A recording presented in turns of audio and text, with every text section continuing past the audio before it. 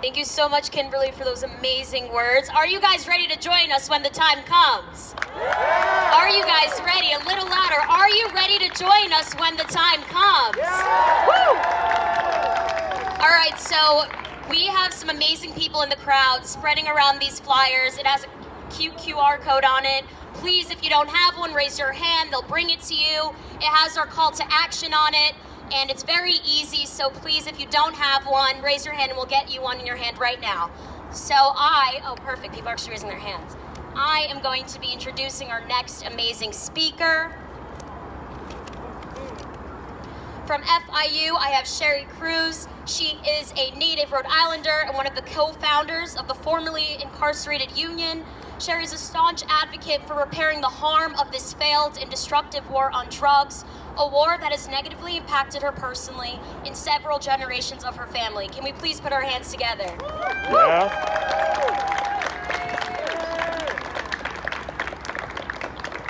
It's time to end the perpetual punishment and continue criminalization of marijuana in our state.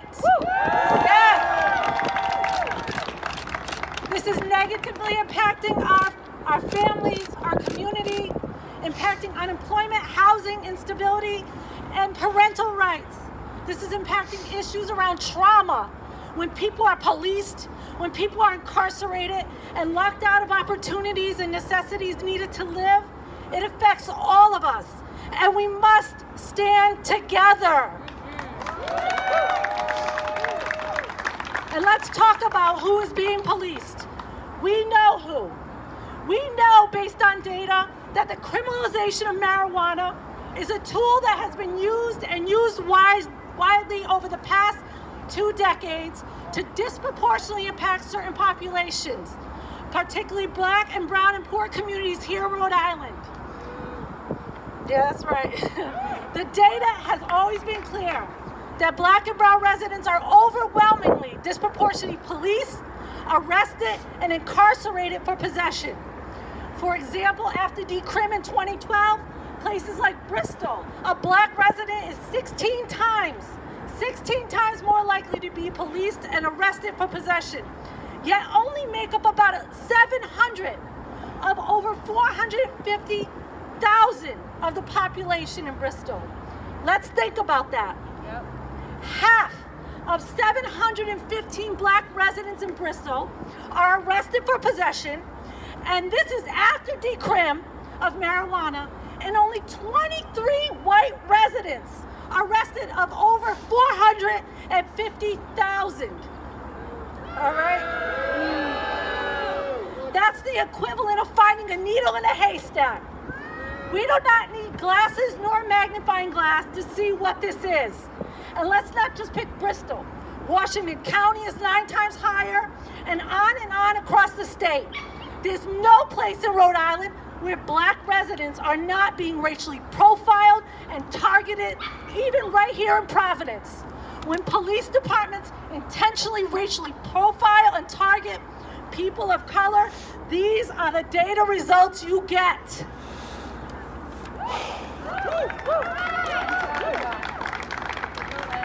When we talk about a bill that is truly a legalization bill, it's one that's not adding more ability for police to harass, stop, and arrest and incarcerate Black and brown and poor people, and additionally used as a gateway to prison.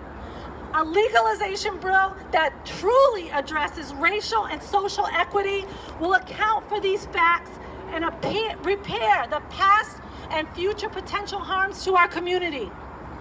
I mean, it's only right? The state, right? It's only right, because the state is proposing to legalize and provide licenses that would allow a select few that intentionally do not include those who are directly impacted, but to allow a select few to sell and distribute literally thousands of pounds of marijuana, yet continue to criminalize the possession of 2 or more ounces for our community.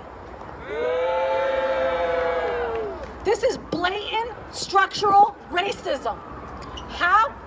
Because the data has always been clear. Again, overwhelmingly Black and brown people are disproportionately policed, arrested, and incarcerated. for possession of similar proposed amounts, and it'll only get worse. New Jersey's a perfect example of a place that seriously looked into the unintentional negative impacts to communities of color based on smaller amounts still criminalized. And as a result, they advocated for over a pound to still be legalized to address these issues. Now, they fought to the T and got 6 ounces, but again, we can't stop there. We have to keep fighting to make sure it's all legalized, especially when a few wealthy white residents of Rhode Island are actually going to profit off of this.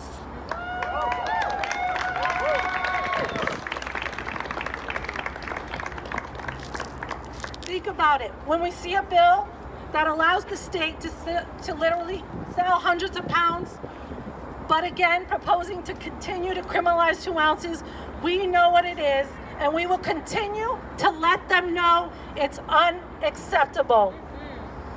We're at a crossroads, an opportunity to repair the harms of past prohibitions through automatic expungement, stopping the racial profiling and harassment of Black, brown, and poor communities, and creating a pathway to employment and ownership for those who paid the ultimate price of incarceration and decades of continued collateral consequences. Consequences and state punishments that have hurt our state, overall economy, and public health. This is an opportunity for our state legislators to do the right thing, to turn that tide and repair those past and future harms. We must demand our legislators no longer turn a blind eye to the data and fight for freedom and justice for all our families and communities. You ready to fight? Yeah. It's about to be a fight. Yeah. Please reach out to your elected officials, show up to public testimonies, and let them know you want them to represent you and repair the harm.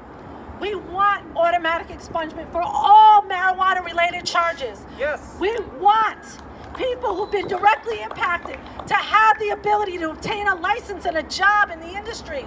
We want people to be employed and have rights to housing and their own children. It's time. The time is now to repair the harms of the past and make the future free and just for us all.